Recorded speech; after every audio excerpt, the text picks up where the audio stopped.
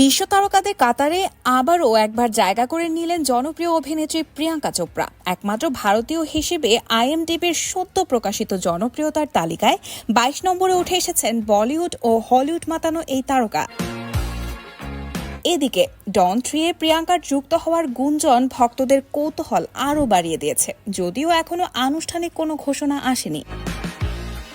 আইএমডিবির তালিকায় শীর্ষে রয়েছেন নতুন সুপারম্যান অভিনেতা ডেভিড কোরেনসওয়েট। এরপর রয়েছে রাসেল ব্রসনাহান, নিকোলাস হল্ট, পরিচালক জেমস গান এবং ম্যাগি কিউয়ের মতো নাম। একসময়ের মিস ওয়ার্ল্ড বিজয়ী প্রিয়াঙ্কা এর আগেও কোয়েন্টিকো, বেওয়াচ, দ্য হোয়াইট টাইগারের মতো আন্তর্জাতিক প্রজেক্টে কাজ করে আলোচনায় ছিলেন। তবে এবার তিনি একযোগে দুটি ভিন্নমুখী প্রজেক্ট দিয়ে আবারও উঠে এসেছেন গ্লোবাল তারকাদের প্রথম সারিতে। এই অর্জন শুধু প্রিয়াঙ্কার একার নয়, বরং দক্ষিণ এশিয়ার তারকাদের আন্তর্জাতিক পরিমণ্ডলে গ্রহণযোগ্যতার এক উজ্জ্বল দৃষ্টান্ত।